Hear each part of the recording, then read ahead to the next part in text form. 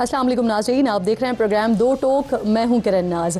इंतज़ामी units या फिर नए सूबों का क़याम कैसे बेहतर होगा गवर्नेंस का निज़ाम? पाकिस्तान में अब ये बहस ज़ोर पकड़ती जा रही है। मुत्तहिदा कौमी मूवमेंट की क़यादत ने आज प्रेस कॉन्फ्रेंस की, नए सूबों के क़याम के लिए नेशनल ग्रैंड डायलॉग की तजवीज़ पेश की। MQM के मुताबिक नए सूबे आबादी की बुनियाद पर बनाए जाने चाहिए। इंतज़ामी यूनिट्स बनाने की हर तहरीक का हिस्सा बनेंगे। अगर नए सूबे बनाना गद्दारी है तो फिर आईने पाकिस्तान में इसका जिक्र क्यों मौजूद है? ये एक अहम सवाल भी MQM की जानिब से उठाया गया है। इस तमाम सूरत हाल पर बात करने के लिए कि आया अब अगला लाएहमल होगा से ग्रैंड डायलॉग की तरफ जाएंगे, इस पर बात करने के लिए मेरे इंतहाई मोअज़्ज़ज़ मेहमान हैं, वफाकी वज़ीर सेहत हैं, सीनियर रहनुमा है MQM पाकिस्तान के जनाब मुस्तफ़ा कमाल साहब ज्वाइन कर रहे हैं। शिकवे के साथ आपकी बेहद शुक्रगुजार हूँ कि बहुत सारे दिनों से आपने प्रोग्राम के लिए वक्त नहीं निकाला। आज आप फाइनली प्रोग्राम में शरीक हो रहे हैं। मुझे सबसे पहले ये बताइए कि नए सूबों के क़याम के हवाले से आपने जो है वो आज एक प्रेस कॉन्फ्रेंस की, ग्रैंड डायलॉग की आप बात कर रहे हैं। करेंगे क्या, किस तरह से ग्रैंड डायलॉग हो रहा होगा? क्या कोई APC वगैरह अरेंज की जाएगी या फिर मुख्तलिफ जमातों से मुलाकातें करेंगे और उन मुलाकातों में पाकिस्तान पीपल्स पार्टी भी होगी? थैंक यू वेरी मच किरण साहबा।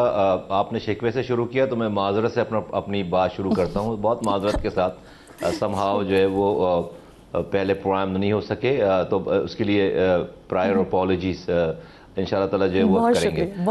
बस उसकी कोई ख़ास वजह नहीं थी, लेकिन जो है वो बस टाइम की इसकी वजह से। आपने जो सवाल किया है, देखिए इसको थोड़ा सा समझने की एक्सप्लेन कर दूँ मैं कि हमारी तो जो कंसर्न और हम पे दर पे जो है वो बात करते चले आ रहे हैं कई सालों से कि भाई गवर्नेंस का निज़ाम हमारे यहाँ ठीक नहीं है और हमें बड़े मसाइल हैं और हमें जो है वो जो लोकल गवर्नमेंट के भी इख्तियारात नहीं दे रहे और एक पार्टी की हुकूमत है 18 सालों से और वो जो है वो हमें सही ट्रीट नहीं करती। और उसकी बहुत सारी वाज़ेह मिसालें हमें कहने की ज़रूरत नहीं है कि कराची आज दुनिया के इंसानों के रहने की बदतरीन जगहों में शामिल है। वर्ल्ड रैंकिंग में 3रे नंबर पर उसका शुमार है। आपको पता है पानी नहीं आता कराची में, लोग बच्चे गटर में गिरते हैं, ये खबर है। कुत्तों के काटने से जो है वो इंसान मर रहा है, HIV फैल रहा है, I mean so on and so fourth. लेकिन बात अभी हमारी ख्वाहिश की नहीं है, बात जो है वो पाकिस्तान को चलाने और पाकिस्तान को बचाने की आ गई। हमारी ख्वाहिश पे तो किसी ने कान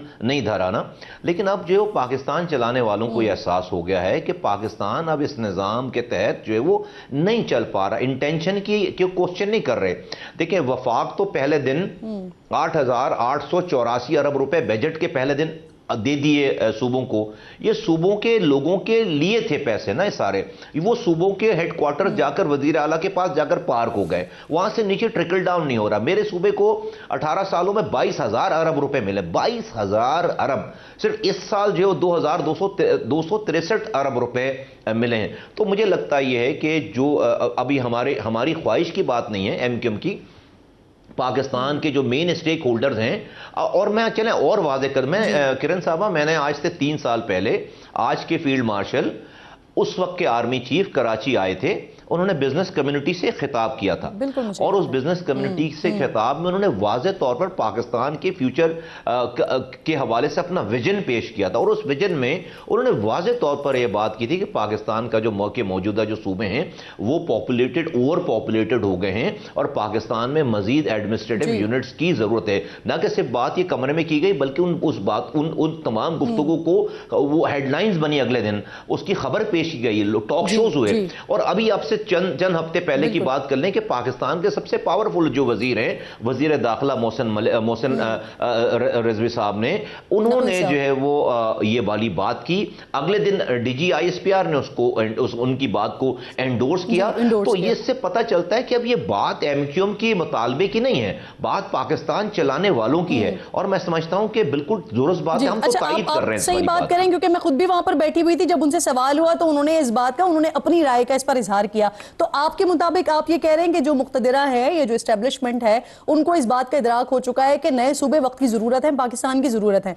लेकिन फिर सवाल मुस्तफा भाई यहाँ पर यह आ जाता है कि बनाने तो देखें सियासी जमातों नहीं है ना, जो पार्लियामेंट में बैठे हुए उन्होंने ही बनाना है। पाकिस्तान पीपल्स पार्टी जो खिलाफ है इस बात के, उनको कैसे राजी करेंगे? उनका तो आर्ग्यूमेंट इनफैक्ट इस पर यह है कि पंजाब में लोग चाहते हैं, KPK में लोग चाहते हैं, लेकिन सिंध की जो मेजॉरिटी है वो खिलाफ है इसके। देखिए नहीं, सिंध की कोई मेजॉरिटी करारदाद नहीं खिलाफ पास नहीं हो है। सकी वहां पर सबसे कोई? ज्यादा फायदा मैं अर्ज कर देता हूँ। आप हुक्मरान तो डेफिनेटली जो स्टेक होल्ड, जो इस वक्त जो बेनिफिशरीज हैं, वो तो डेफिनेटली इसको रेजिस्ट करेंगे, लेकिन एक आम आदमी तो उसको, सिंध के एक आम आदमी को फ़ायदा होने जा रहा है, एक आम सिंधी को इससे बहुत फ़ायदा होने जा रहा है, क्योंकि जो है वो आज कराची हैदराबाद से ज़्यादा बुरे हालात लाड़काना के हैं, सक्खर के हैं, बेनज़ीराबाद के हैं, जैकबाबाद के हैं, जामचोरों के हैं, टट्टा के हैं। वहाँ तो बदन पे कपड़े नहीं हैं, माएँ बहनें बेटियां सर पर बत्तर बर्तन रखकर 12-12 किलोमीटर दूर से जाकर पानी उस जगह से भर के लेकर आती हैं जहां से कुत्ते और जानवर पानी पी रहे हैं, वहां से इंसान पानी भर के लेकर आ रहा है। वो तो उनकी मिजरीज का तो कोई मुकाबला कराची की मिजरीज से है ही नहीं। फर्क एक है कि वो आज से 40 साल पहले, 50 साल पहले से ये सारे जो मामलात हैं वो गिव अप कर चुके हैं। वो अपनी इन तमाम हालात को अपनी तकदीर का फैसला समझकर एक्सेप्ट कर चुके हैं। हम आज जो शहर कराची वाले, हैदराबाद वाले हैं, हमने अभी तक इसकी रेजिस्टेंस छोड़ी नहीं है। ये फर्क है। अदरवाइज तो हो सकता है 20 सालों के बाद हमारे भी बच्चे कहें ये नलका घर में क्यों लगा हुआ, इससे होता क्या है, इसमें कभी हम उसने पानी आते हुए देखा नहीं हो, वो फिर घरों में नलके लगना बंद हो जाए। हो सकता है 20 साल के बाद खुदा ना खास्ता बिल तो आता है, पानी आए ना आए, लेकिन बिल तो आ रहा होता है। लेकिन मिस्टर साहब सवाल ये है यहाँ पर, तो मैं किरण साहब है, मैं ये कहना चाह रहा हूँ यहाँ पे, मैं ये कहना चाह रहा हूं, देखिए बहुत आराम से मैं एक्सप्लेन करना चाहता हूं। देखिए कराची सिंध की आबादी का 38% है, राइट। सुबह हैदराबाद 5% है। जो जिस मर्दमशुमारी के ऊपर हमारे बड़े बड़े एतराज़ात हैं कि हम इसको सही नहीं मानते, लेकिन उस मर्दमशुमारी में भी जिसको हम समझते हैं कि हमें कम गिना गया, उस कम गिनने पे भी हम सिंध की आबादी का कराची 38% आज किताबों में लिखा हुआ है, हैदराबाद 5% लिखा हुआ है, हम ये मिलकर 43% बनते हैं। आज एक भी वोट अगर इस मौजूदा हुकूमत को कराची हैदराबाद, मॉडर्न गांव से भी बदतर हालात है वहां पर, 10 सेकंड को हर कराची वाला समझता। सवाल ले लीजिए, आप उसमें ऐड जरूर कर दीजिएगा। मैं आपसे पूछ रही हूं क्योंकि आप कराची की बात करें।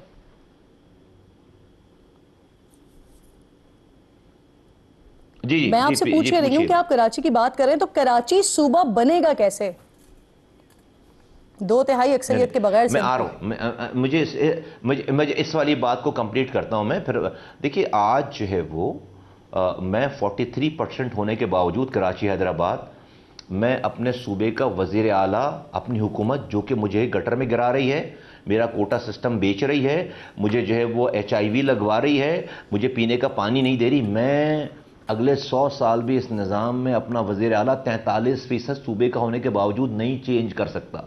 यह है निज़ाम की खराबी। बात किसी एथनिसिटी की नहीं है, बात मेरे पास अगर कोई मेरी खिदमत नहीं कर पा रहा तो मेरे पास मेरे वोटों पे इतनी ताकत होनी चाहिए कि मैं अगली दफा उसको चेंज कर दूं।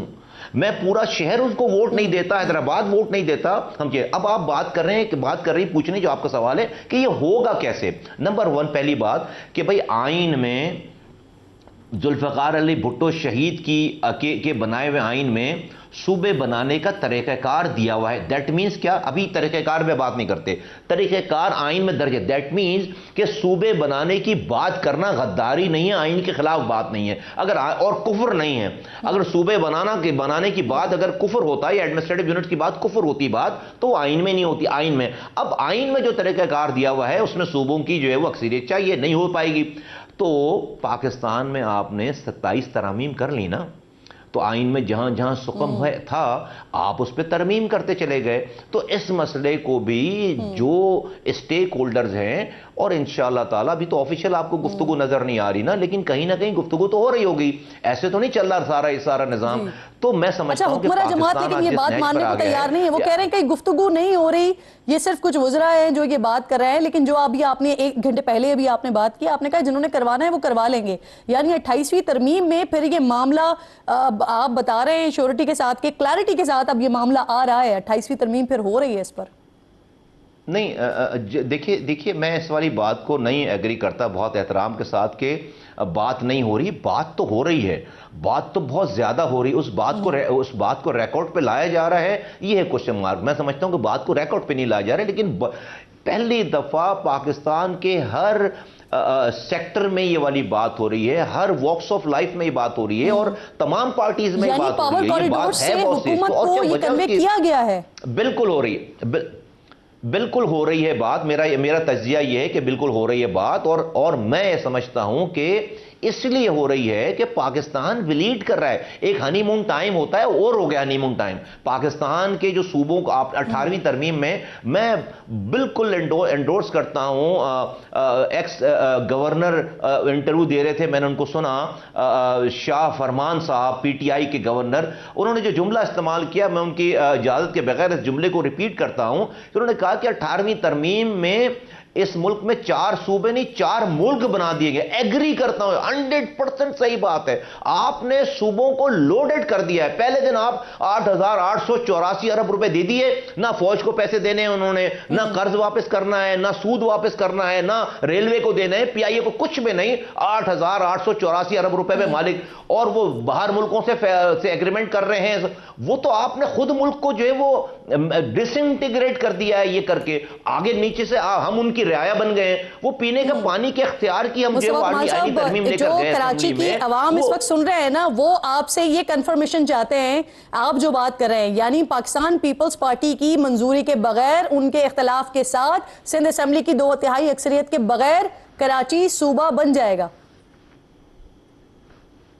मैं बहुत यकीन के साथ कहता हूं कि सब लोग पीपल्स पार्टी के दोस्त भी बात मानेंगे, तमाम पार्टी पाकिस्तान की पार्टीज भी सारी बातें मानेंगी, और हम मिलजुल कर इंशाअल्लाह ताला इसका कोई हल निकालेंगे। ये मेरा इस पे ईमान है, क्योंकि ये हमारी ख्वाहिश नहीं है, ये सब कुछ हमारी ख्वाहिश पे नहीं हो रहा। ये पाकिस्तान बचाने और पाकिस्तान चलाने का जो फॉर्मूला है, अब इसके अलावा कोई और नजर नहीं आ रहा। अगर आप मुझे 30 सेकंड दें, मैं आपको एक सिनेरियो खींचूं।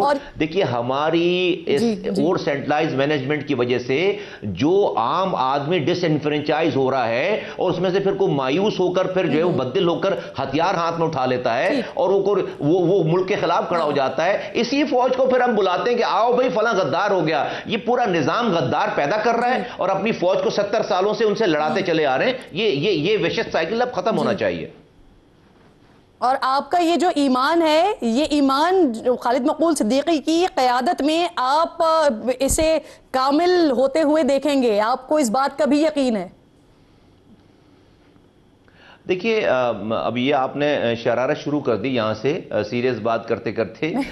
वो इस वाली बात का कोई किसी कॉन्फ्रेंस पे तीनों थे ना, कोई किसी इस वाली बात का जो हमारा ये मौक़िफ़ है, इस वाली बात में हमारा कोई इख्तलाफ नहीं है, और इससे कोई फ़र्क नहीं पड़ता कि कौन जो इस वाली बात में, इस इशू में, इस टारगेट में, इस ऑब्जेक्टिव में, इससे कोई फ़र्क नहीं पड़ता है कि कौन कहाँ किसके पास क्या जिम्मेदारी है। हमारा मौक़िफ़ इस सारी बातों में एक है, और इस मौक़िफ़ की तायीद होगी इंशाअल्लाह ताला हर जगह।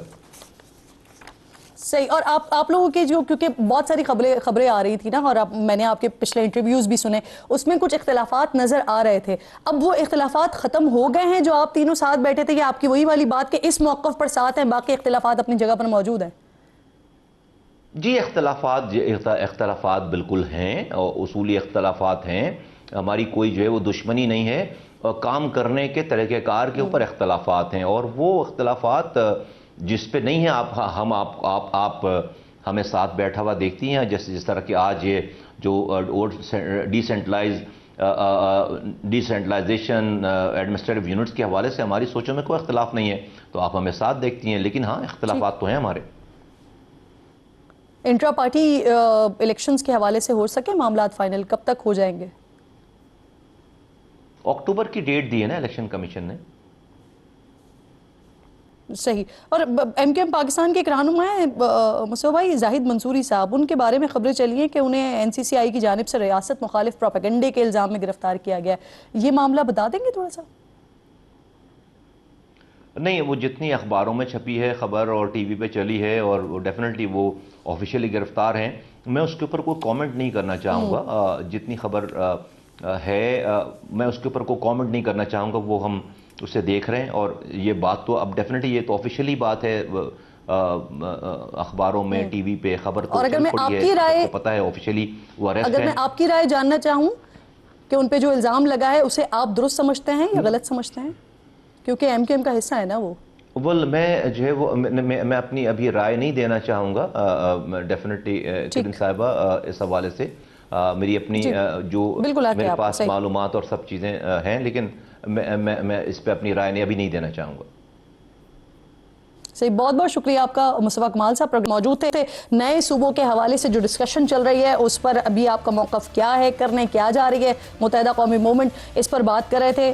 اسی بات کو مزید آگے کنٹینیو کرنے کے لیے، اور کیونکہ اب پاکستان پیپلز پارٹی اور مسلم لیگ نون کے درمیان بھی آپسی لفظی گولہ باری بہت زیادہ ہو رہی ہے، اور اس پہ اختیار ولی خان صاحب نے آج ایک اور سکسر مارا ہے. پاکستان تحریک انصاف کے خلاف ایک باقاعدہ پریس کانفرنس کر دی. کیوں، کیا ضرورت پیش آ گئی تھی اس کی؟ اسی پر بات کرنے کے لیے کوآرڈینیٹر ٹو پرائم منسٹر محترم جناب اختیار ولی خان صاحب پروگرام میں مجھے جوائن کر چکے ہیں. آپ کے وقت کی بے حد شکر گزار بھی ہوں. ذرا اپنی بات سنیں، پھر میں آپ سے پوچھوں گی سوال.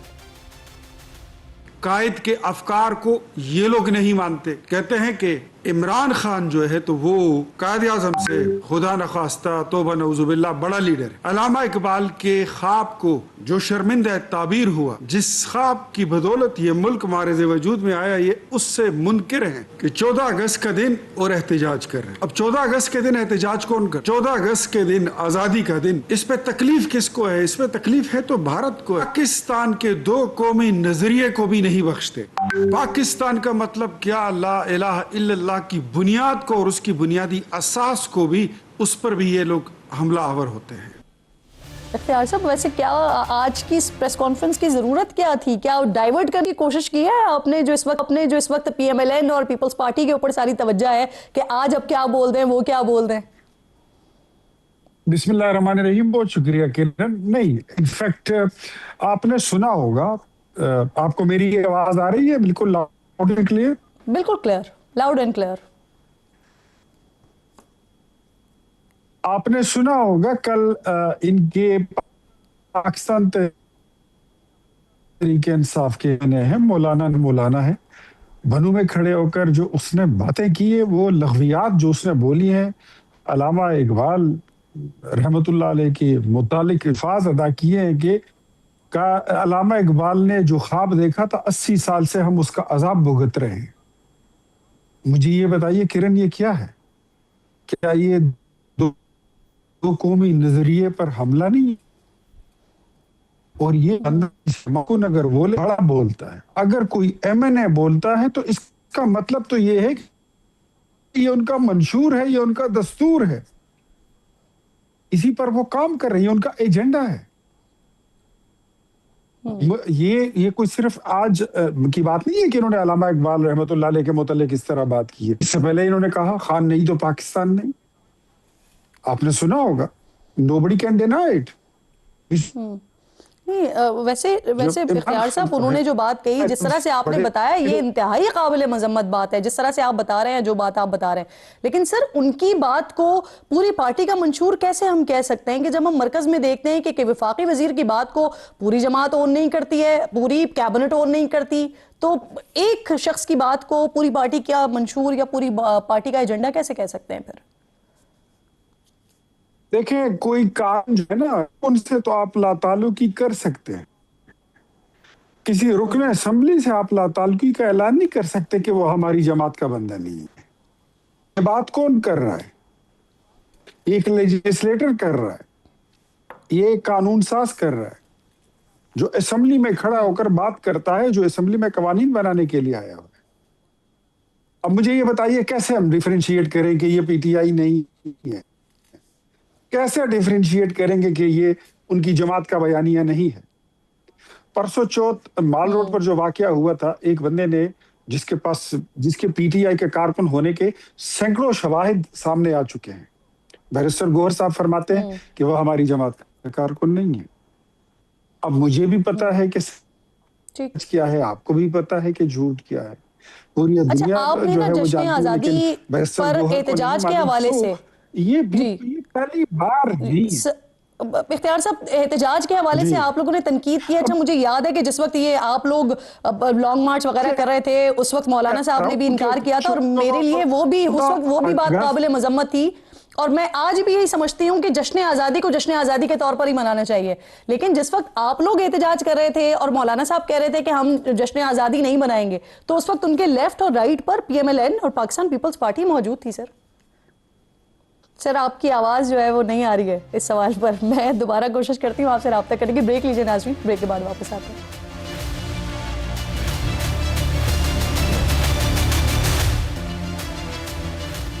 Welcome back once again. جی اختیار صاحب, میں آپ سے سوال یہ چھوڑ کر گئی تھی کہ 14 اگست پر احتجاج کے حوالے سے بھی آپ نے پی ٹی آئی پر تنقید کی ہے, لیکن اس سے پہلے آپ لوگ خود بھی احتجاج کرتے رہے ہیں 14 اگست کے دوران ہی, نہ منانے کا اعلان بھی کیا انفیکٹ مولانا صاحب نے.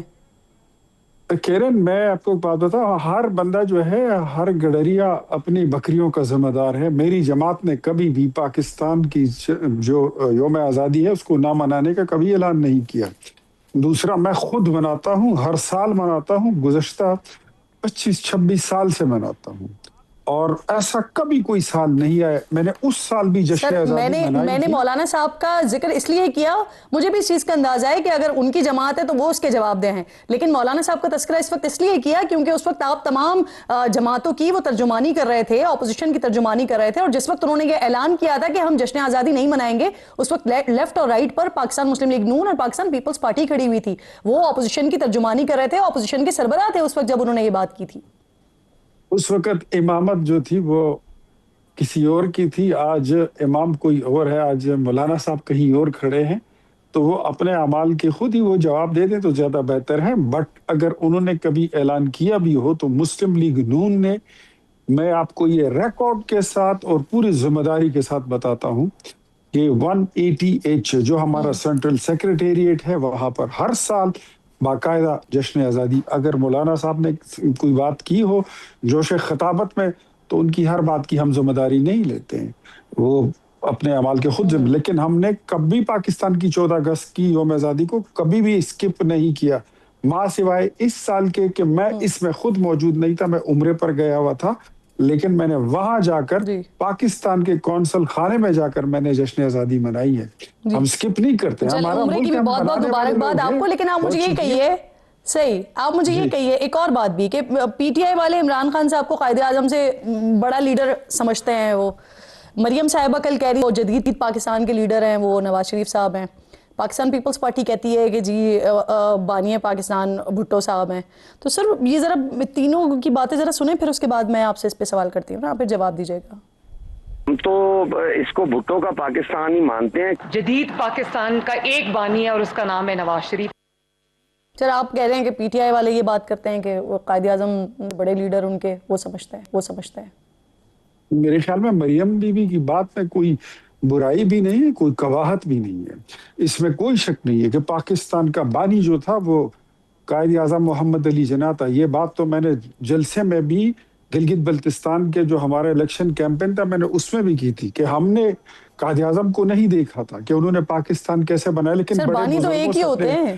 آباء اجداد سے, میں وہی کہتا ہوں, آباء اجداد سے ہم نے سنا تھا کہ انہوں نے تحریک چلائی تھی پاکستان بنانے کے لیے, لیکن ہم نے نواز شریف کو کئی بار پاکستان بچاتے ہوئے دیکھا ہے. اپنی اقتدار کو لات مار کے پاکستان کو فوقیت دی ہے اور ترجیح دی ہے. میں ان چیزوں کا وٹنس ہوں. اور جدید پاکستان, تو آپ مجھے یہ بتائیے جس نہیں تو آپ یعنی جدید پاکستان کا کہیں, پرانے پاکستان کا کہیں, بدلتے پاکستان کا کہیں, آپ صحیح سمجھتے ہیں نواز شریف کو بانی پاکستان کہنا؟ دیکھیں میں اگر آپ اس کو کمپیئر کریں اس بیان کے ساتھ کہ عمران خان قائد اعظم سے بڑا لیڈر ہے, تو میرے خیال میں وہ گناہ کبیرہ میں آتا ہے.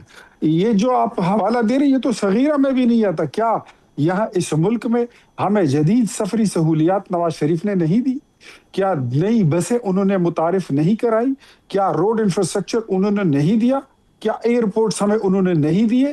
اے پی کی الائی جیسے انسٹیٹیوٹ سر ایک آزاد مملکت خداداد جو دی انہوں نے کر کے اس کے بعد اس میں جو کچھ کرنا, تو وہاں پر کیا یہ کوئی کمپیریزن بھی بنتا ہے کہ قائد اعظم کا مقابلہ جو ہے وہ باقی لیڈران سے کیا جائے؟ کمپیریزن بھی بنتا ہے کہیں سر؟ نہیں. Why? I don't know why you are comparing this statement with the Quaid Azam. Never. نہ مریم بی بی کا اس طرح کا کوئی اشارہ ہے, نہ میری جماعت کا ہے, نہ میں کبھی اس طرف کہوں گا. قائد اعظم رحمت اللہ علیہ ایک تھے, ان کی ذات پر ان کی جو قربانی ہے, جو ان کا احسان ہے, وہ محسن پاکستان ہے, محسن عوام ہے ان کے متعلق میں کسی کو کمپیئر نہیں کرتا، نہ ہماری جماعت کرتی ہے. ہاں جدید پاکستان کا موجد اور بانی اس میں بھی کوئی شک نہیں ہے کہ وہ نواز شریف ہی ہے. نواز شریف ہی نے تو سب کچھ دیا ہے ہمیں. اگر نواز شریف نہ دیتے تو پھر آج ہم کہاں، میرے خیال میں پاکستان تو چلے آخری سوال ہے، مجھے بریک لینا ہے. آخری سوال مجھے بتا دیں آپ نے، کیونکہ وہ کچھ وزیر اعظم ہاؤس میں یہ بھی بتایا کہ خواتین بھی آیا جایا کرتی تھی، فلورز پر ہوا کرتی تھی، محفلیں ہوا کرتی تھیں وہاں پر. تو اب تو پچھلے 4 سال سے ماشاءاللہ وزیر اعظم صاحب شہباز شریف صاحب وہاں پر ہیں، تو اگر کوئی ایسی چیزیں ہوئی تھی تو اس کے ثبوت پیش کریں اس کے اوپر کارروائی.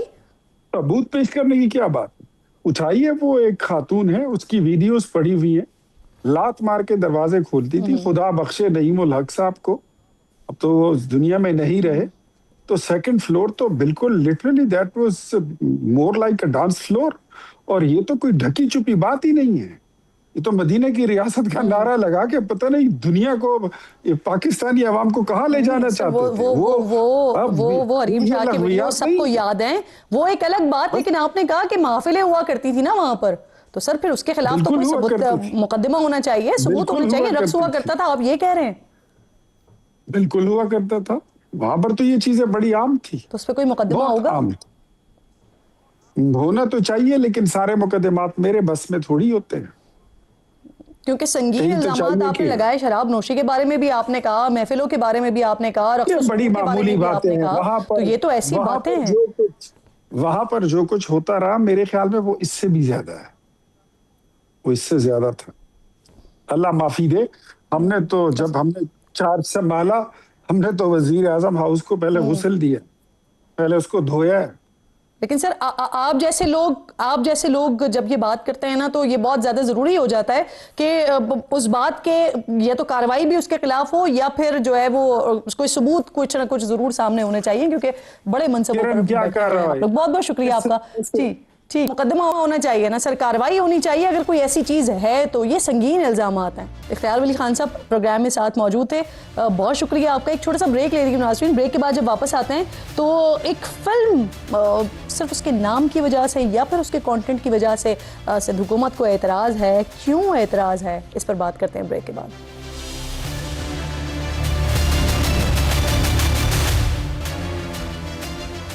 پروگرام میں ایک بار پھر آپ کو خوش آمدید کہتی ہوں ناظرین. ایک فلم جس کا ٹورنٹو انٹرنیشنل فلم فیسٹیول میں پریمیئر ہوا، اس کے بعد پھر بہترین کیٹیگری میں اس فلم کو نامزد کیا گیا. پھر جرمنی کے برلن انٹرنیشنل جدہ ریڈ سی فیسٹیول میں بھی اس مووی کو کافی پذیرائی ملی. لاس اینجلس میں اس کو کافی پذیرائی ملی. یہاں مرکز میں بھی، وفاق میں بھی اجازت مل گئی ہے اس کی اسکریننگ کی، پنجاب میں بھی اس کی اسکریننگ کی اجازت مل گئی ہے. لیکن جہاں یہ مووی بنی ہے، جہاں اس کی ساری ریکارڈنگ ہوئی ہے، جہاں اس کا سارا کرو ہے، وہاں اجازت نہیں ہے. یعنی سندھ میں اس کو بین کر دیا گیا ہے. یہ اسکریننگ نہیں اس کی جا سکتی، دکھائی نہیں جا سکتی. کیوں؟ کیا ریزن ہے؟ کیا صرف اور صرف جو اس کا نام ہے، یعنی گھوسٹ اسکول، جو ہم نے بہت بہت بہت زیادہ سنا ہے، کیا صرف نام پر اعتراض ہے یا کانٹینٹ بھی کچھ ایسا ہے جس پر اعتراض ہے؟ اس پر بات کرنے کے لیے فلم کی پروڈیوسر میرے ساتھ موجود ہیں، سیماب گل. بہت شکریہ سیماب. سب سے پہلے تو مجھے یہ بتائیے کہ آپ فلم کے بارے میں جب میں دیکھ رہی تھی تو کتنا کچھ آپ کی فلم نے اچیو کیا، کہاں پر یہ فلم اس کی نمائش ہوئی، اسکریننگ ہوئی، لیکن جہاں یہ فلم بنی وہاں آپ کو روک دیا گیا، آپ نہیں دکھا سکتی. کیا ایسا کیا ہے آپ نے اپنی فلم میں جو آپ کو نہیں دکھانے دی جا رہی ہے؟ جی بہت شکریہ. میری فلم کا نام ہے گو اسکول، اور مجھے لگتا ہے کہ شاید ان کو ٹائٹل نہیں پسند آیا، اس لیے کہ پاکستان میں اور اسپیشلی سندھ میں کافی ہزاروں گو اسکولز ہیں، اور وہ اسکولز ہیں جو کچھ پیپر پہ ہیں اور اصل میں نہیں ہیں، اور کچھ ہیں جو شروع ہوئے تھے اسکولز مگر پھر ٹیچر نہیں آ رہے یا بچے نہیں پڑھائے جا رہے.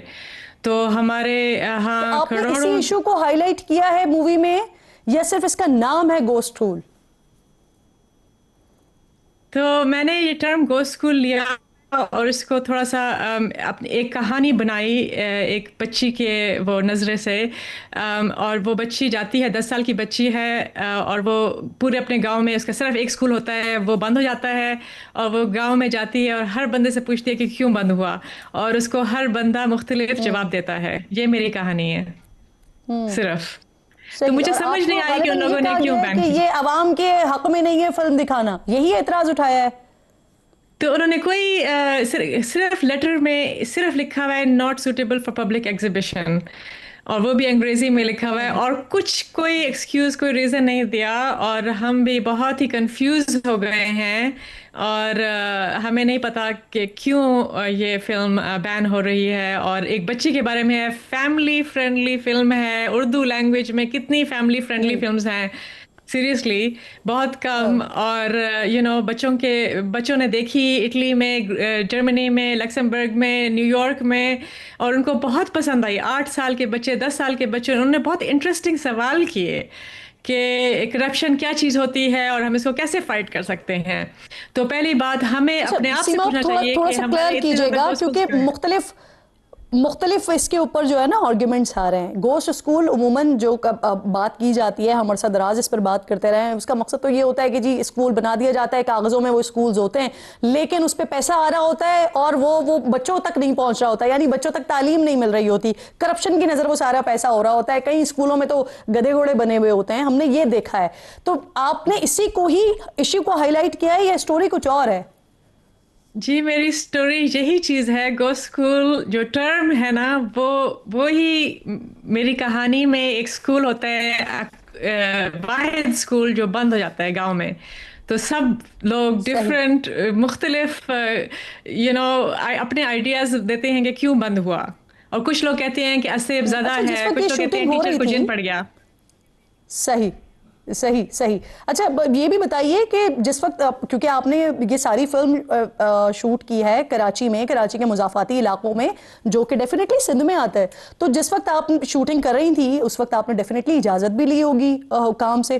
ڈیورنگ شوٹنگ کسی قسم کا کوئی اعتراض نہیں اٹھایا گیا, آپ کو روکا نہیں گیا؟ نہیں, روکنے کی بات نہیں ہے. بات یہ ہے کہ ہمارے ہاں اتنے زیادہ گو اسکولز کیوں ہیں, اور ہم کیسے ٹالریٹ کر رہے ہیں کہ کروڑوں بچے اسکول نہیں جا رہے. یہ بہت امپورٹنٹ چیز ہے کہ یہ سوال میری فلم اٹھائے گی اور اٹھا رہی ہے, اور ہمیں یہ جواب ہم سب کو پوچھنا چاہیے کہ کروڑوں بچے اسکول کیوں نہیں جا رہے. تو وہ مجھے روکتے کیوں؟ ہم جو پرمیشنز لی, ہم نے ساری لیگل پرمیشنز لی. درست بات ہے, اور اگر ایک ایشو کو ہائی لائٹ کیا گیا ہے تو آئی تھنک سندھ حکومت کو بجائے اس کے افینڈ ہونے کے بجائے, بہت شکریہ آپ کا, جو سینسر بورڈ ہے ان کو افینڈ ہونے کے بجائے اس پر اجازت دینی چاہیے تاکہ اسکریننگ ہو سکے وہاں پر. بہت شکریہ آپ کا سیما افگل, پروگرام میں آپ ساتھ موجود تھیں. آخر میں بات کریں گے ناظرین, اسلام آباد میں ایف آئی اے نے آن لائن فراڈ اور مالیاتی دھوکہ دہی میں ملوث 284 غیر ملکیوں کے خلاف کیا ہے بڑا کریک ڈاؤن.